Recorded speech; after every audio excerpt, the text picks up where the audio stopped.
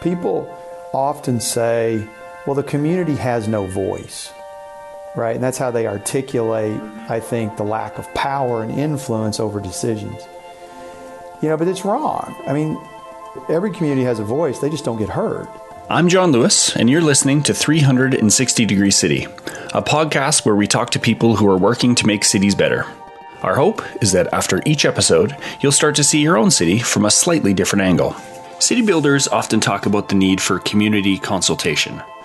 And consultation is important because it brings perspectives and feedback from community members, but too often, people consult with a preconceived notion of the outcome or a limited application of what the community has to say. Another approach to involving the community is to co-create. That is, to develop ideas alongside the community. So today I wanted to talk to someone who leads an urban design practice that's based around this concept of co-creation. Brent Brown is an architect, planner, and urban designer. He's also the founder of Building Community Workshop, a nonprofit community design group based in Dallas, Texas. Building Community Workshop, or BC Workshop for short, enriches the lives of citizens by bringing design thinking to parts of the cities where resources are most scarce. To do so, BC Workshop recognizes that it has to understand the social, economic, and environmental issues facing a community before beginning work. In this episode, Brent and I talk about BC Community Workshop, what design justice and the community design movement means, and stories of successful community design in Dallas. Let's dive in. I'm an architect. I say that boldly and proudly. At the same time, I think I've struggled throughout my professional career to how to practice architecture. Right? Architecture is it's like a thing. We think about them as these buildings, objects, but it's fundamentally about a process and how we work, and this idea of practicing architecture, right? Is something that, it's very humbling to realize when you're getting started, because you have all these great ideas and you think you're really super smart and going to change the world, and then you realize that you're just in the beginning of trying to understand the complexities that are surrounding and internal to what you're working on, whatever it is, that's for me, that's what I do. I try to be as aware as I can at whatever I'm working on, and I try to stretch the boundary, I think, as to how to apply that, project-based and things like that. Mm-hmm. Well, I think that's it's an interesting introduction for yourself, because what we want to dive into is your founding and the work of Community Building Workshop, and that's actually an interesting setup, because figuring out new ways of practicing, pushing the boundaries of practice, this is where I think manifests itself in BC Workshop. So perhaps you could share with our listeners what Building Community Workshop is and why it is that you founded it. Sure. Building Community Workshop, we call it BC Workshop. I think now we've evolved to just calling it BC. It's a nonprofit in the tradition of the community design movement. It's in its name, a workshop. It's trying to marry engagement, community organizing, dialogue, partnership with creativity, design, processes, etc., to go directly at the physical aspects of where we live and where we occupy, and shape them in a way that is directly influenced by the public interest, and altering the kind of social and economic considerations of things. And environment is key. We see it kind of integral to the work. I'm not meaning to leave it out, but really directly going at the kind of social and economic implications of how cities and places get built, who participates. This is very much out of the social justice movement, civil rights movement, and in the tradition of community design that really came strongly out of the 60s. nationally. But we're doing it. It's an independent nonprofit. We do work with universities. We've had folks on our staff that teach, or I've taught, but we're not officially affiliated with either a university or a professional guild of any sort, which makes us a little bit of an outlier in the community design organization world. At the same time now, your other part of the question of what brought me to start it, I'm from a small town. I grew up more rural.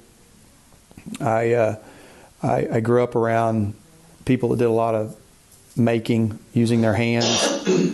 As I moved to Dallas was the closest big city for all kinds of reasons.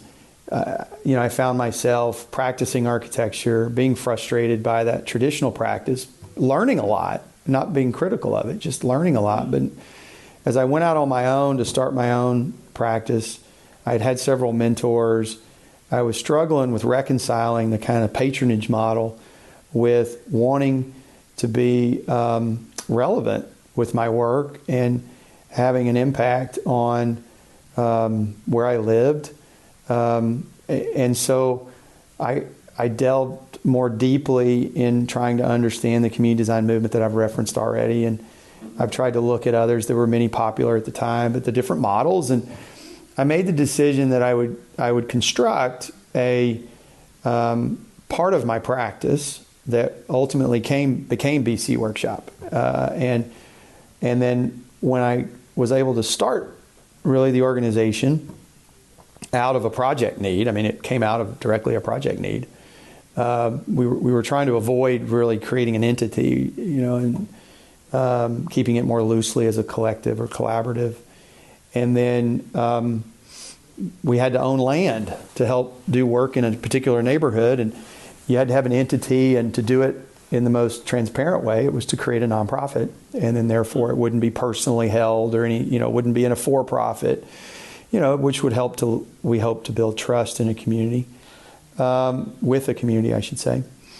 And so it may sound to be, sort of publicly benefiting aspirationally. It's quite selfish of me to do this, I think, because it brought a lot of joy to me, trying to put my design skill and training in service to community, and being able to do it in a way that could get organized, could bring other people to the table.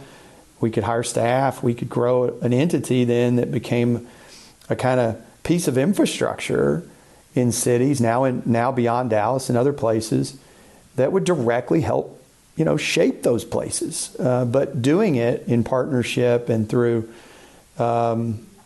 really an accord that advanced the interest of the communities that existed there, that were impacted, historically marginalized, without resource, and et cetera. So, I'm not going to claim it to be altruistic. I will tell you, it has brought me great joy, and it has, and there are many people that are a reason why it's had success and why it continues, I think, to be successful today. So, terrific. There's that input. Yeah, and I think that's interesting that you frame it as potentially selfish. I think that's one of the interesting things with people that are passionate about what they do. There is obviously a self-interest in that regard, but what it ends up doing is providing a lot more battery power for you and your team, I imagine, because of the sort of fundamental belief in what you're doing to benefit others. So that's really exciting. And so on your website, something that caught my eye right on the landing page, it talks about design justice through community engagement. I don't think I've come across the term design justice before. Can you describe what's meant by that? Well, we always have a hard time talking about what we do because it's complicated. And some time ago, I don't know, maybe 10 years ago, we were working on things and trying to figure out how to talk about it. And I've been fortunate to work with members of the legal community, the traditional, what I call organizing community, community organizers, lawyers, et cetera. And I think when we come to talking about things like environment, when we talk about civil rights, we use the word justice fairly frequently, and it's a definition of delivering through organizing, through law, and the practice of law, justice in our society. Cities are laden with countless numbers of decisions in different realms, and one of them are within how it's designed. It's how it was laid out. It's how it's evolved. Where do things go? It's no accident of where highways got placed. Those were deliberate, and those were design decisions. I don't think we like to talk about sometimes design in the negative light, but we know that it's not all perfect. It's not just creativity does not, always end in beautiful and joyful and equitably joyful and beautiful experiences. And so, shining a light on that and saying, how do we build or how do we design more justly, right? And through us, we feel that is in partnership with community and by engaging very rigorously, ongoingly, in discourse with communities. And, community is a nebulous term. I mean, who is the community? For sure. Who represents the community? And so, I've learned a lot from South Texas organizers. And another word to talk about is power. Where does power lie? Who gets to decide? And so how can we use design as that tool of justice to bring about greater inclusion, to building power, and to exercising those variety of interests that exist in the public to make a better place again. And I think so. That's a little bit of an overview, I guess. It's something that it sounds powerful. I don't know that our work has achieved it. I think we have worked around it. I think we've had moments of real progress in places, but I think acknowledging that it is an ongoing activity.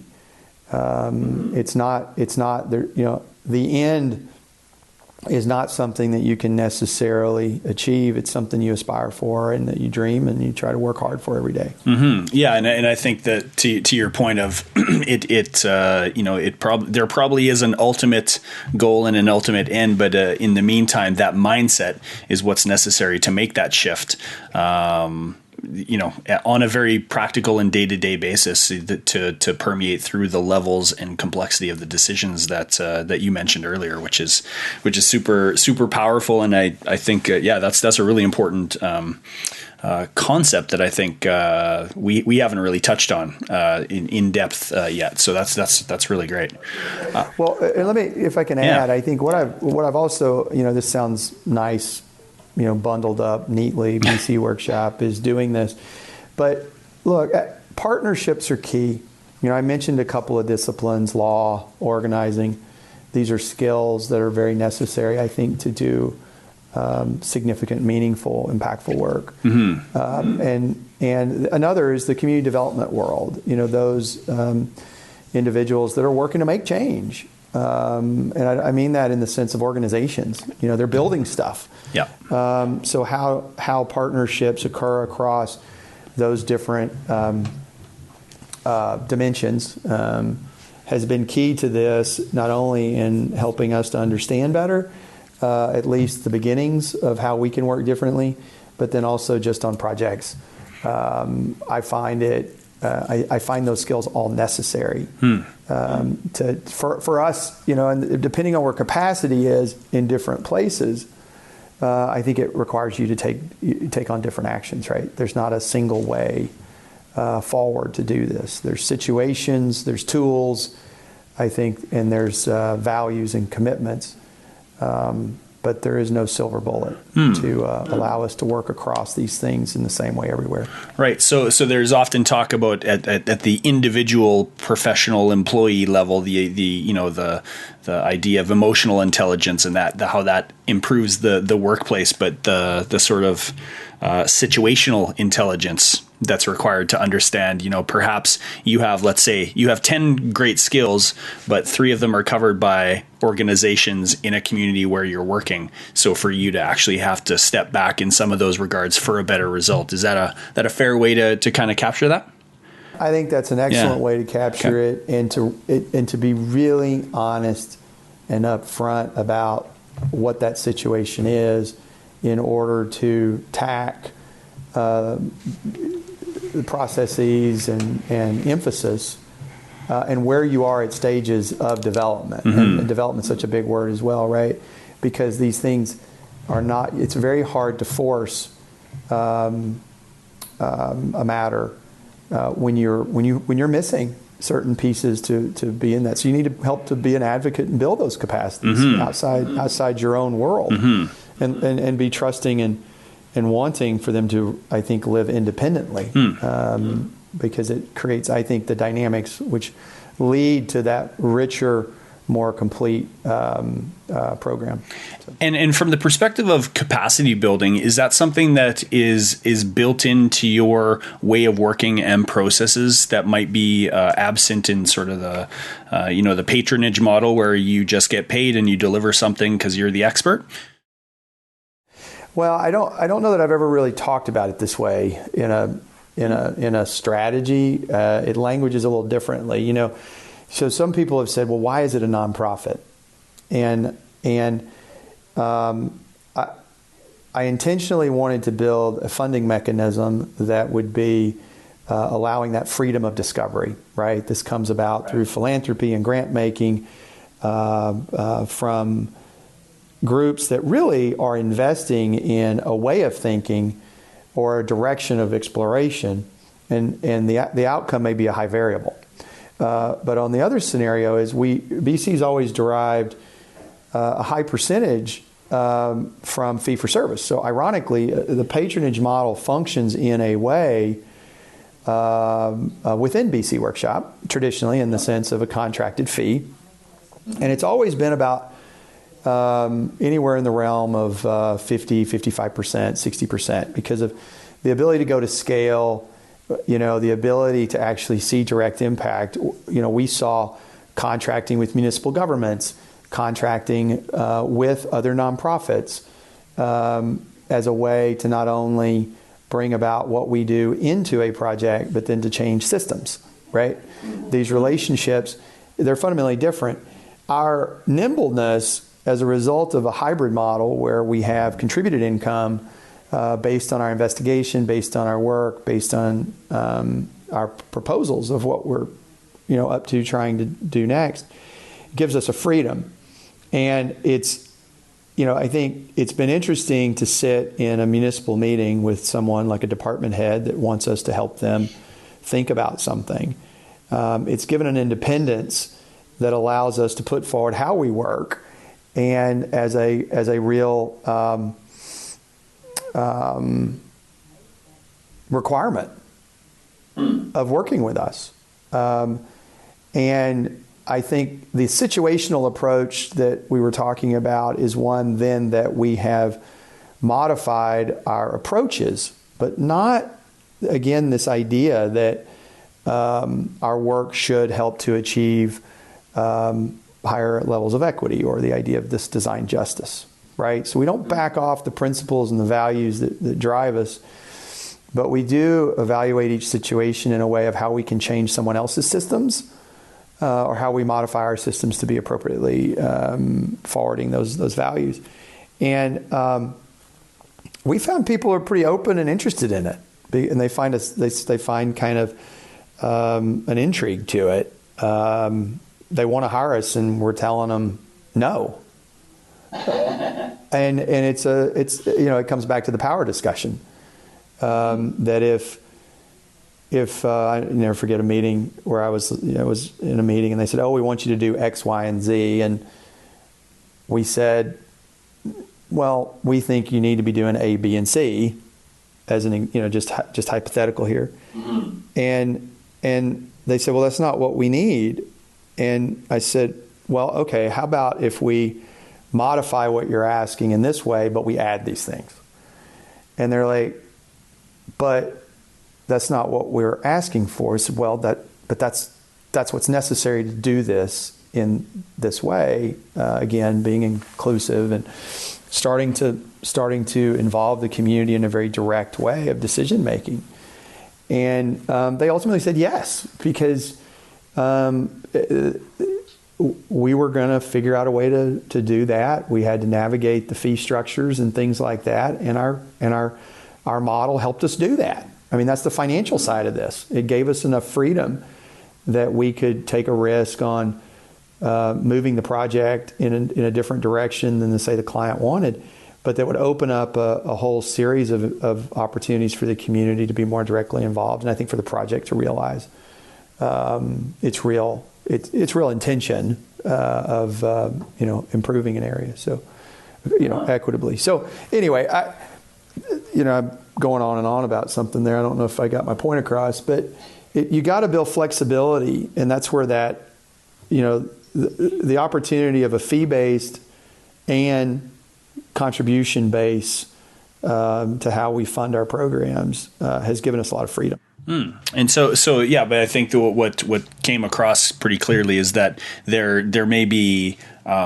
mechanisms and clients, and there's a flexibility in that, but at the end of the day, BC Workshop stands for something in particular, and it has to fit in that frame every time, which allows ways to get there. And that's one of the things that we found, as our own organization has become clear on who we are, what we're about, that it actually is. You create a bit of a magnet for folks that might be interested in this, and you have to have hard conversations of to define your shared outcomes. But we have a kind of running joke in the office for firms that aren't like that, and just their website could be willdoworkformoney.com, and it just, whatever you tell us to do, we'll do it, and that's it. Yeah, I mean, there's facilitation needs, right, in all kinds of ways. You're right. I tell you, the strength in being able to say no is very important in order to, I think, shape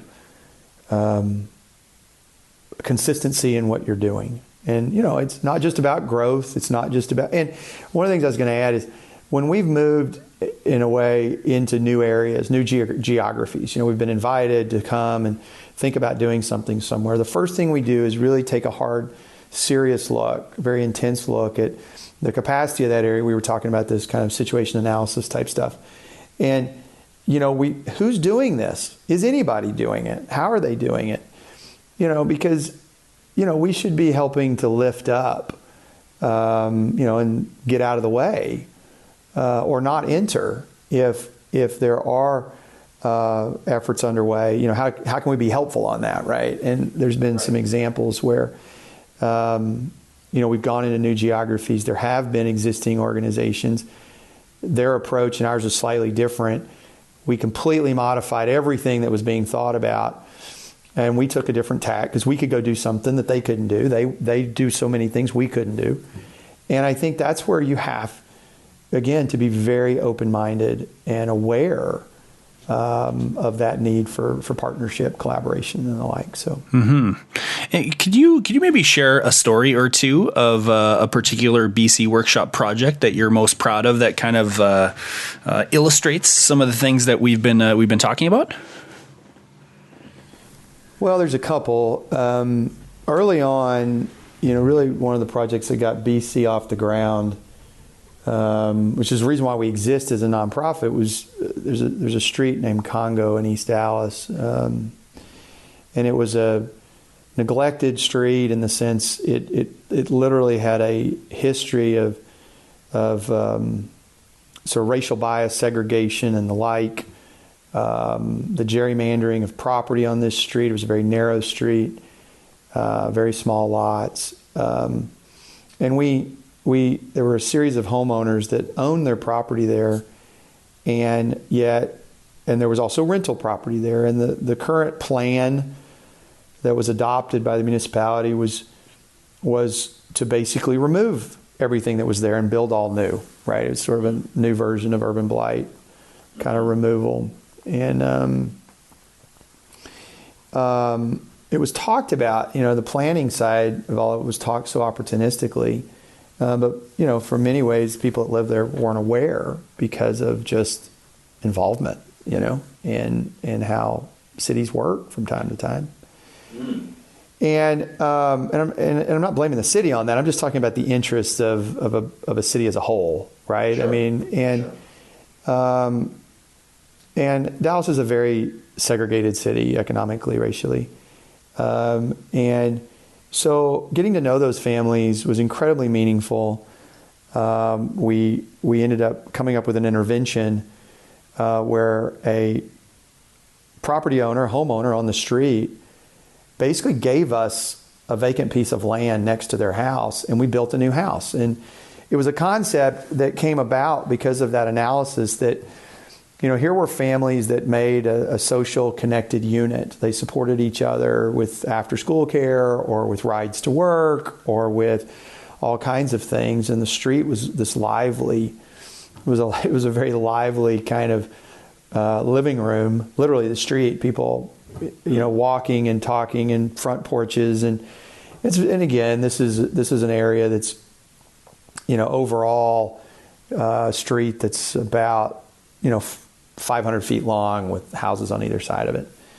And, but the lots are very small. They're like 3,000 square foot lots, with these single family houses, duplex houses that are in the neighborhood of about 650 square feet, Okay. So they're freestanding. They're an outgrowth of a segregated city where very small houses were built and small lots in places, and African Americans were given, I'll use the word permission to reside there, in the sense of there were very few places that residency was allowed in another time. And so it's an outgrowth of that. It's an actual reflection of the beginnings of Dallas and that ugliness. But in it was an amazing sustainable model of small footprint houses, small lots. You couldn't do this in the suburban sort of nature of a city like Dallas today. And this narrow little street, and this intervention was literally, we built a house that became we called it the Holding House. Well, the neighborhood, or the street, the residents there named it the Holding House. And they said it held you because we were able to move individuals from their home into the house while we then did repair work on their houses. These houses were in very poor condition. Oh, okay. And so we didn't disrupt the social infrastructure that the street provided to those families. Because if you were moving out of your house and had to reside somewhere else, you might not have your ride to work. You might not have, again, that childcare after school. You might not have other support that came about through the kind of neighborly relations. And it was a very unique place. And that disruption and solution that occurred with this one house has now, the street's been completely rebuilt. Those homeowners are still present on that street. They've not been displaced. The street was entirely improved now by the city. It was a green street with integrated stormwater improvements. And it all came about because sitting around, getting to understand the situation of these families in context to what was an adopted city policy. And so it was this, experience and skill that came about from an architect and a group of other young, energetic, designers and students and things of that of mine. And, but the ability to carry that forward and organize it and be an integral part to raise funds for it.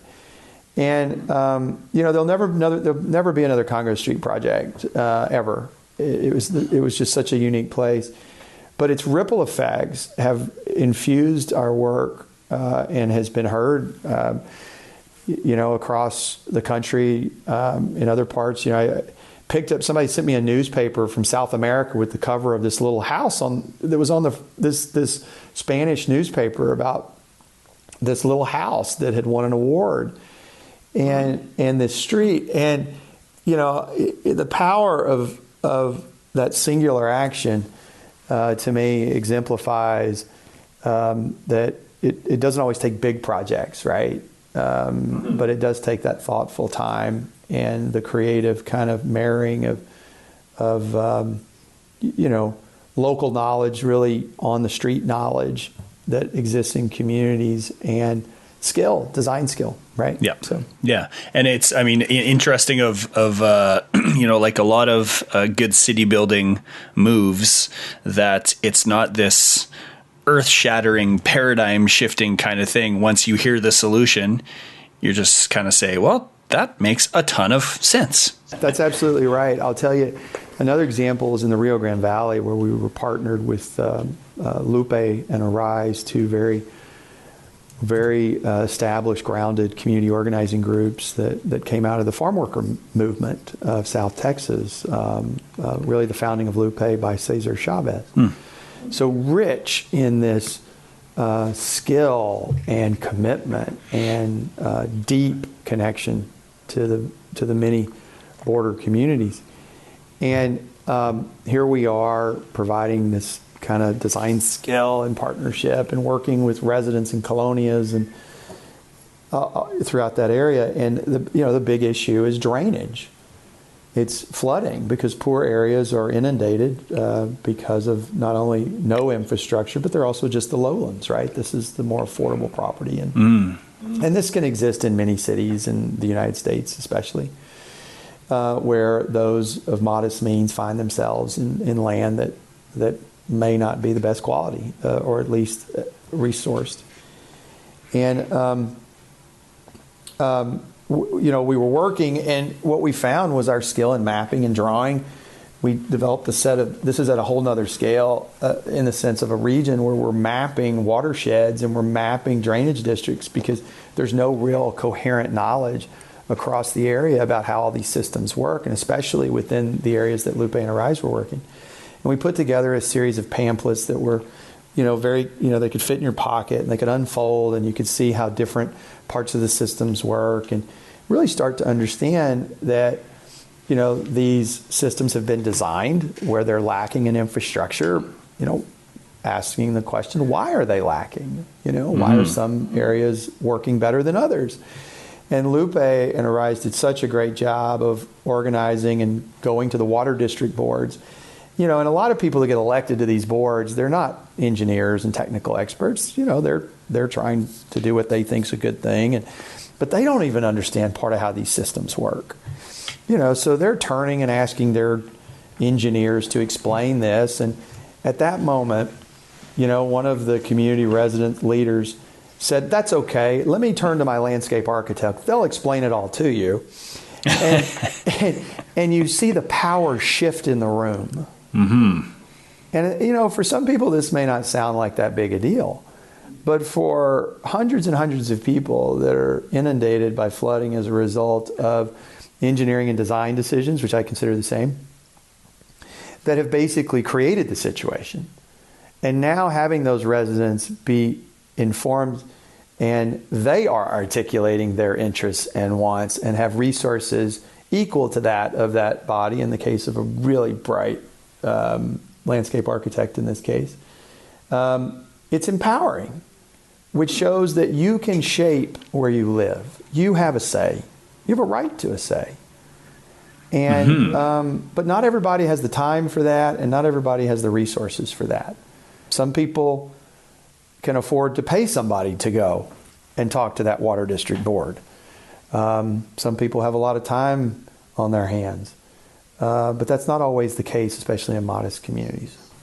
Yeah, that's fantastic, and that latter story, makes me think. I hadn't really thought of the city building professions in this way. A heavy part of our own practice is, engaging and bringing the community voice to the change process. But the idea that the authority and attention that the professions can bring can serve as kind of a megaphone for the voice of the community to be heard in ways that maybe they hadn't before.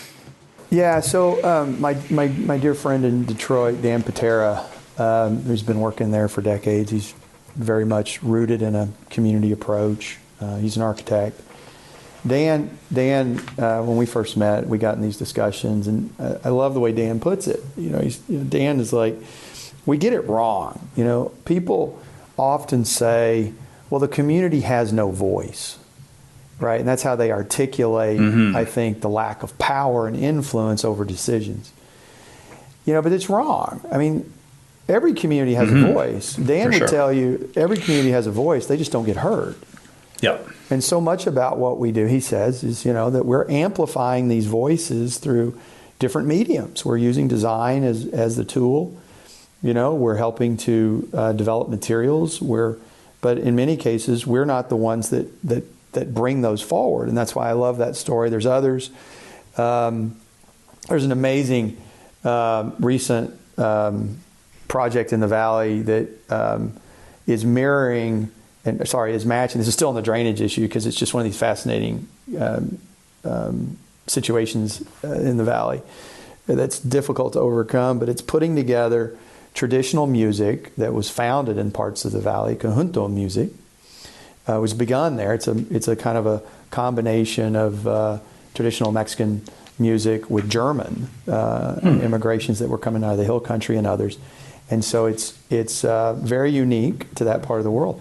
But it's actually community members in the tradition of kind of organizing and protest, writing songs and narratives about their communities related to water and struggles, and then being put to music to be performed. And, I'm bringing this one up because, and there's some others we've done in Dallas around, Deer House, which was writing letters to a vacant house, to the cultural placemaking kind of side of things. This stuff's it's really hard to find joy and fun in the struggle of a lot of this work. And I think we forget, because especially as professionals, as we're doing it, we're getting so much joy by doing it. It's got to be fun for people. And I don't mean that in a trite way. Yeah, I mean that in a culturally expressive and in a way that, that's why I was so proud of the team that came up with this idea of marrying an issue and song and words with this very original music from a place. And now you've got kids singing songs about drainage, which 10 years ago people didn't even understand how this stuff was working around their communities. And it's just a stretch, obviously, into cultural arts and expression beyond just architecture and planning and landscape architecture and the like. But I think that's, again, a creative, design-oriented thinking that looks to multiples of methods and tools to help bring about the kind of capacity building and awareness and in different places. One of the final questions I wanted to touch base with you on, with the extent and depth of the work that you've done and your group has done, what kind of advice or words of encouragement would you give to any city builders of any kind out there to put their time, attention, and skills for communities where it's most needed? So there's two things. And I think for whether it's an architect, a designer, or whatever, as you approach, there's kind of these two descriptors. One is a place, and the other is an issue. And I decouple them. And I think you have to pick one and allow the other one to find you or for you to find it. I often find people that are approaching a place prescribe issues. They don't discover the issues fully. they're too quick, and especially from the design fields, they're too quick to want to solve the problem when they don't understand the problem, and they haven't really come to identify what all the issues are, and to the extent of a complexity that we know exists. Right. If we're really aware and we try to see a place, we will find those issues. But to really clear our heads and be vulnerable in not understanding those issues. And then flip it. If we're really an expert around something and we have an issue that we're passionate about and that we want to work on it, don't prescribe it to the place. Don't, let go of the geographic allocation and really search the place to understand how what your issue is applies or doesn't apply. And be vulnerable to recognize it may not. It just, we force a lot. And now I don't mean to imply that when you have a kind of a meeting of these, an accord between these, that you don't push and you don't work like hell hard, to advance things. I think for me, as we would have never seen the holding house if we had applied, a traditional model. We would have never jumped to these other realms. I tried to hit on a couple of different kind of levels of work and approaches. Sometimes the realities are things are coming top down. So instead of thinking about reversing it to be bottom up, think about turning it on its side.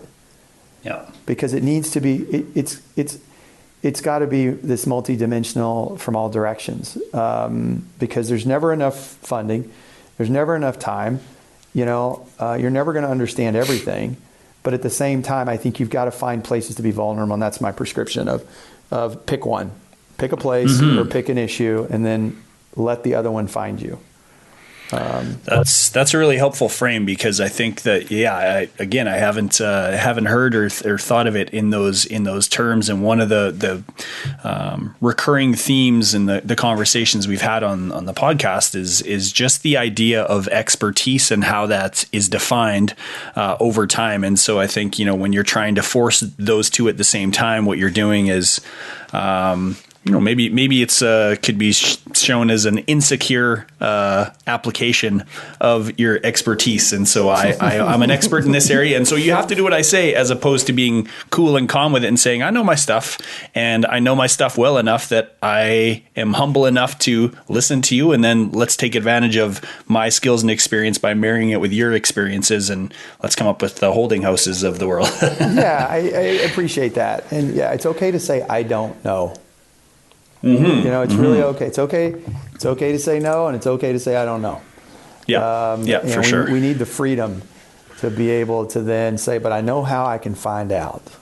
Yeah, that's right. That's right. That's the most important part. So, yeah. Yeah, great. Okay, so just one last question that we ask everybody that takes the time to join us. If you could share a city that you love and why it is that you love it. Okay, so not to be difficult, but I guess maybe it's part of my nature here is that, I don't have one city that I love, and inherently trying to see places, you love a lot about a lot of places, and you don't like a lot of things about a lot of places. But what I'm going to tell you is the kind of unifier for me. So whether, no matter where I've been, what I really love about every city that I've been in is the people. And I know it may sound kind of quaint and nice, but it's why we construct and we shape and we've built these places, right? It's been about people. And I think in all of our own individual actions, we're creating collectives, right? And, everywhere you go, whether it's climate or it's the geometry or the density, the common denominator is this unifier of this collective of people that are in a place making it work, and then at the same time they don't work for a lot of people, and that is that conundrum and messiness that we don't like to acknowledge in cities. So what I will tell you, that my favorite places though are not in cities. They're out in the wilderness where you can go off and be by yourself, and you can kind of reflect on what it means to be alone in the world, and then couple that back into going into the city, And I think that is sobering to have us know how much we rely on each other and how much we need each other, and how we've got to work to make our cities, again, it's a word used a lot today, but more equitable, and that means we've got to upset the traditions of how we've been building them. And I think BC, I think, and I hope, is an example to some of an approach, and getting to know you all and others, we'll be exposed to other approaches, and hopefully every city reaches its potential in those aspirations. So that's where I'll leave you on what I like about cities. Awesome. If you want to learn more about BC Community Workshop, check out our show notes. For the rest of 2019, our episodes will be released a little bit differently. I'm about to head off with my family to go around the world in 103 days. Stay tuned for conversations in cities across the globe, and the episodes may be released a little bit off schedule compared to what we normally do. But never fear, we'll be back in January with our regular bi-weekly episodes. And if you happen to have any suggestions on folks I should talk to in cities like Penang, Singapore, Abu Dhabi, Rome, Madrid, Medellin, or Cartagena, email me at hello@360degree.city. 360 Degree City is created by our team at Intelligent Futures. To learn more about the work we do, go to intelligentfutures.ca. I'm John Lewis. Thanks for stopping by.